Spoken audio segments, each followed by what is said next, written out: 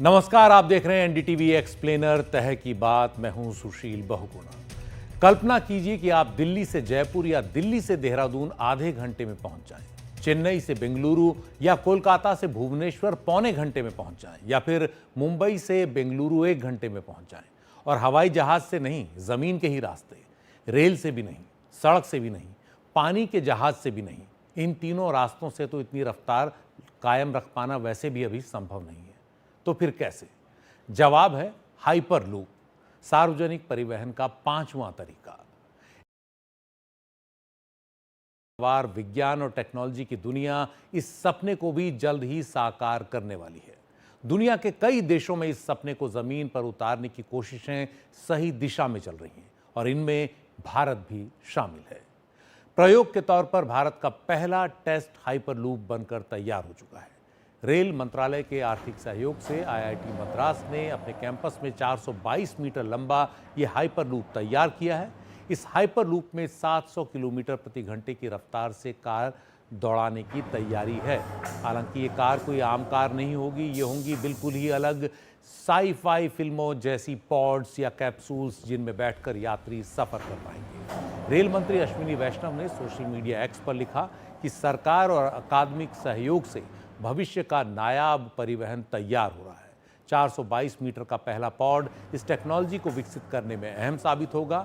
समय आ गया है जब हाइपर लूप प्रोजेक्ट को और विकसित करने के लिए 10-10 लाख डॉलर की पहली 2 किस्तों के बाद 10 लाख डॉलर की तीसरी किस्त आईआईटी मद्रास को दी जाएगी।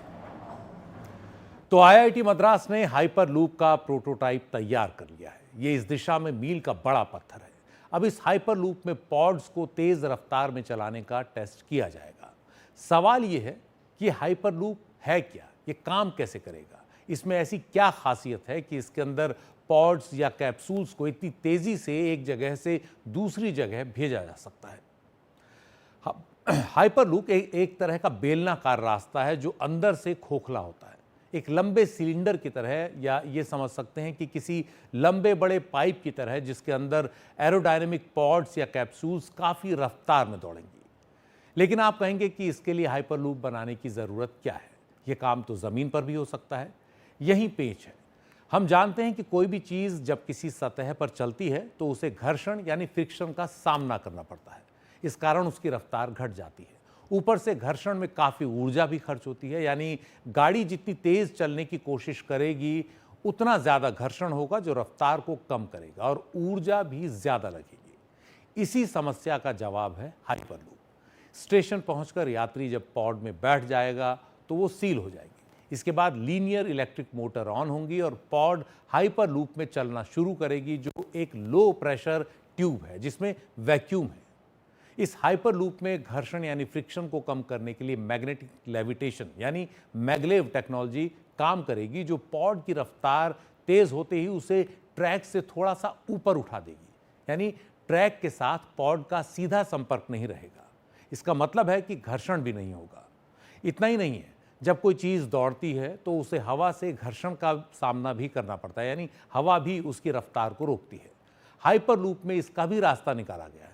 जैसा हमने बताया, लूप के अंदर वैक्यूम होगा, यानी हवा होगी ही नहीं, तो इस वजह से रफ्तार भी कम नहीं होगी, हवा उसे रोकेगी नहीं।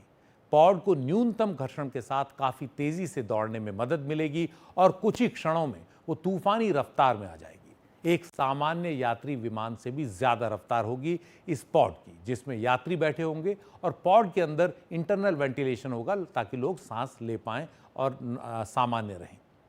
जब पॉड अपने गंतव्य स्टेशन पर पहुंचेगी तो उसे धीमा करने के लिए लीनियर मोटर्स काम आएंगी, पॉड रुकेगी और यात्री उससे उतर जाएंगे। तो ये है पूरी तस्वीर। अब जब हम हाइपर लूप की बात कर रहे हैं तो एक बात को फिर समझने और समझाने की ज़रूरत है कि आखिर जिस मैग्नेटिक लेविटेशन के कारण पॉड पटरी से ऊपर उठेगी वो काम कैसे करती है। दरअसल होता यह है कि ट्रेन के इलेक्ट्रोमैग्नेट्स पटरी में लगे मैग्नेट्स को ऊपर की ओर धकेलते हैं, वैसा ही जैसा आपने महसूस किया होगा 2 मैग्नेट्स यानी चुंबकों के साथ। अगर उनके विपरीत ध्रुव यानी नॉर्थ और साउथ पोल पास हों या पास लाए जाएं तो वो एक दूसरे के करीब खींचती हैं, और अगर एक जैसे पोल्स यानी नॉर्थ नॉर्थ या साउथ साउथ पोल करीब लाए जाएं तो मैग्नेट एक दूसरे को विपरीत दिशा में धकेलती हैं, जिसे रिपल्सिव फोर्स कहते हैं।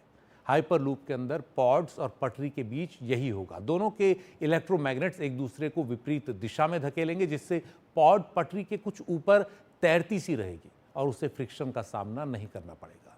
ये सब कुछ जो है पूरी तरह से कंट्रोल्ड होगा। इलेक्ट्रोमैग्नेट से ही ट्रेन का प्रोपल्शन सिस्टम काम करेगा, जो ट्रेन को आगे की ओर धकेलता रहेगा। और ऊपर से अंदर वैक्यूम भी नहीं है, तो हवा भी रफ्तार को नहीं रोकेगी। वैसे इस मैगलेव तकनीक का ये इस्तेमाल पहली बार नहीं हो रहा है।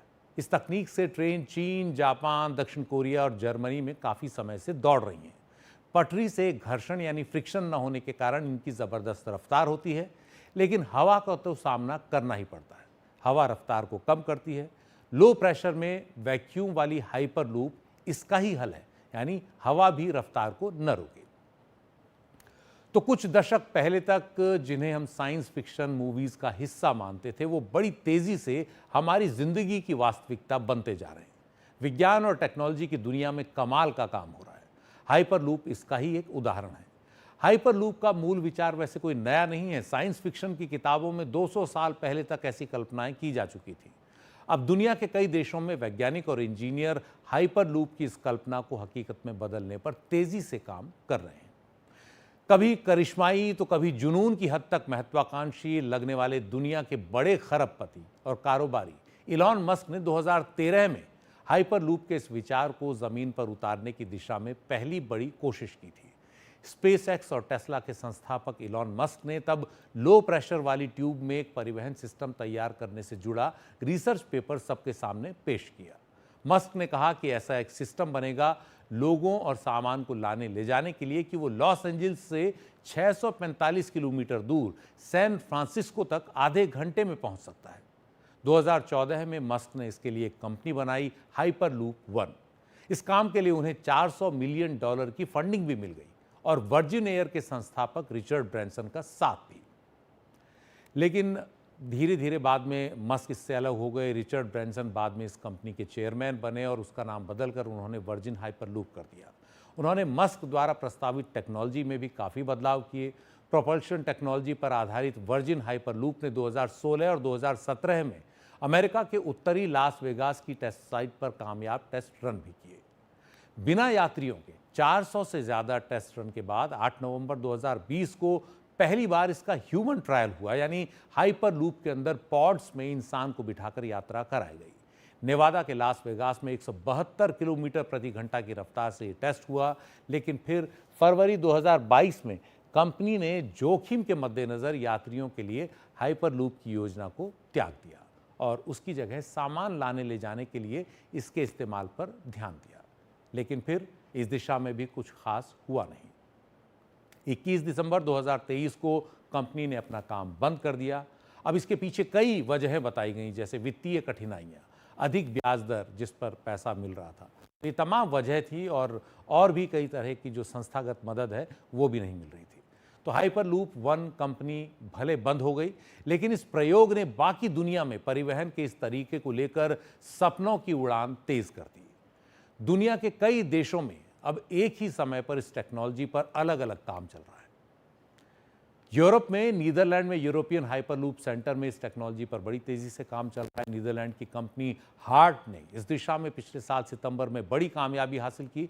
हार्ट ने वियतनाम के सेंटर में पहले कामयाब टेस्ट रन का ऐलान किया। यहाँ 400 मीटर लंबे हाइपरलूप में पूरी तरह वैक्यूम में टेस्ट व्हीकल ने 90 मीटर की दूरी 30 किलोमीटर प्रति घंटा की रफ्तार से तय की। ये दरअसल प्रयोग ही था। इस दौरान टेस्ट व्हीकल को पटरी के ऊपर उठाए रखने यानी लेविटेशन में कामयाबी मिली। इस प्रयोग के तहत इस साल टेस्ट रन में रफ्तार को 30 से 100 किलोमीटर प्रति घंटे और फिर 700 किलोमीटर प्रति घंटे तक पहुंचाने का लक्ष्य है। हार्ट का दावा है कि उसका हाइपरलूप 2030 तक लोगों के लिए, यात्रियों के लिए तैयार हो जाएगा। भारत में हाइपरलूप के विकास में नीदरलैंड की इस कंपनी हार्ट का सहयोग भी लिया जा रहा है। हार्ट ने जो प्रयोग सितंबर के महीने में किया, उससे कहीं आगे का प्रयोग चीन में उससे 1 महीने पहले अगस्त 2024 में हो चुका था।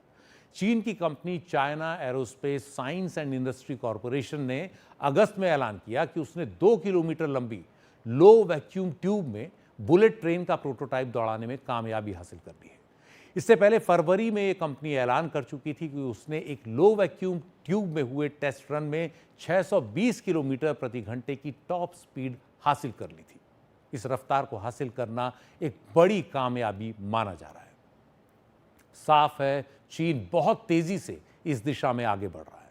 China aerospace science and industry corporation के साथ एक अच्छी बात यह है कि चीन सरकार इसके पीछे है, इसलिए निवेशकों के भागने जैसी दिक्कत सामने नहीं आएगी। निवेशकों का मुंह ताकना नहीं पड़ेगा, जो ऐसे बड़े प्रोजेक्ट्स में बहुत ज़रूरी हो जाता है कई बार। बड़ी आबादी वाले दो शहरों के बीच तेज़ी के साथ सीधे आवागमन में हाइपरलूप टेक्नोलॉजी को काफ़ी अहम माना जा रहा है। इसके काफ़ी फ़ायदे हैं जिन पर संक्षेप में नज़र डालते हैं। जैसे इस टेक्नोलॉजी से परिवहन बहुत ही तेज़ हो जाएगा, रफ्तार वाला हो जाएगा, फास्ट होगा। फ्रिक्शन यानी घर्षण न होने की वजह से इसमें ऊर्जा की खपत कम होगी। लंबे समय में यह परिवहन व्यवस्था ज़्यादा किफ़ायती साबित होगी क्योंकि इसमें ऊर्जा भी कम लगेगी। ट्यूब में पॉड्स के चलने के कारण मौसम खराब होने का इस पर असर नहीं होगा। लेकिन हाइपरलूप का ये प्रयोग जितना हसीन दिखता है उतना ही चुनौतियों और जोखिम से भरा भी है। इस सिस्टम को बनाने के लिए सैकड़ों किलोमीटर लंबी लो वैक्यूम ट्यूब्स बनानी होगी। कहीं पर एक छोटा सा क्रैक हुआ या हवा लीक हुई तो इससे भयानक दुर्घटना हो सकती है। हवा लीक होते ही बड़ी तेजी से अंदर जो हवा है वो खींचेगी और इससे एयर शॉक ब्लास्ट हो सकते हैं। अगर बिजली की सप्लाई में ज़रा भी दिक्कत आई तो भी भारी तेजी से दौड़ रही पॉड्स के साथ बड़ा हादसा हो सकता है। ये सवाल भी है कि भूकंप आया तो क्या होगा, क्या ये उससे सुरक्षित होगी? तकनीक है, इन सब का हल निकलेगा धीरे धीरे, लेकिन फिर भी जोखिम और चुनौतियां हैं और इसकी वजह से इस टेक्नोलॉजी को अब अधिक से अधिक पुख्ता किए जाने की ज़रूरत है। चुनौतियां और भी हैं, जैसे बड़े पैमाने पर बुनियादी ढांचा तैयार करना होगा जिसमें भारी निवेश की ज़रूरत होगी। हाइपरलूप बनाने के लिए उच्च क्वालिटी के स्टील की भारी मात्रा में ज़रूरत होगी। ये तो बस कुछ बुनियादी चुनौतियां हैं। टेक्नोलॉजी के स्तर पर चुनौतियां अलग ही स्तर की हैं जिनसे निपटने का काम चल रहा है। एनडीटीवी एक्सप्लेनर में वक्त है एक ब्रेक का। ब्रेक के बाद भविष्य में परिवहन की कुछ और टेक्नोलॉजी पर करेंगे बात।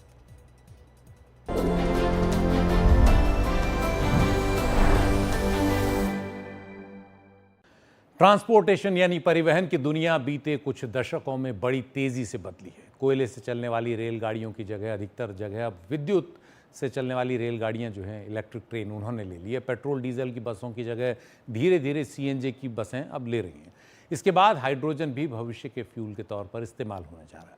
लेकिन टेक्नोलॉजी और भी तेज़ी से आगे बढ़ रही है। कुछ दशक पहले तक बिना ड्राइवर की कार के बारे में आम आदमी सोच नहीं पाता था, लेकिन इस दिशा में तकनीक ने ज़बरदस्त तरक्की की और आज दुनिया में कई इलाकों में बिना ड्राइवर के कारें चल रही हैं। General Motors, Tesla, Volvo, Volkswagen, Mercedes Benz, Toyota, Nissan, Audi, न जाने कितनी कंपनियां हैं जो अब ऑटोनोमस कार्स बना रही हैं जो स्मार्ट ट्रैफिक मैनेजमेंट सिस्टम पर चलती हैं। ईंधन की ज़रूरत के लिए गाड़ियां पेट्रोल डीजल से आगे निकल चुकी हैं। इलेक्ट्रिक बैटरी पर चलने वाली गाड़ियां बहुत आम हो चुकी हैं। उनके इस्तेमाल से पर्यावरण पर भी कम असर पड़ता है। अब ये तो कुछ नहीं है, अब ड्रोन्स और फ्लाइंग टैक्सी का ज़माना आने वाला है। ड्रोन्स हम सामान्य कामों में तो देखते ही हैं, वो दिन भी दूर नहीं जब ड्रोन टैक्सी से भी आप आना जाना शुरू कर देंगे। कुछ उसी तर्ज पर फ्लाइंग टैक्सी पर भी जो है कई प्रयोग चल रहे हैं। इस तकनीक से आना जाना तेज़ हो जाएगा। सोचिए वो दिन जब आप घर से निकलें और फ्लाइंग टैक्सी पर बैठकर अपने गंतव्य की ओर चल दें। भविष्य में परिवहन की जो भी नई तकनीक आएगी, ये तय है कि वो प्रदूषण कम करेगी और जो ईंधन है उसकी खपत भी उसमें कम होगी। एनडीटीवी एक्सप्लेनर में इतना ही। नमस्कार।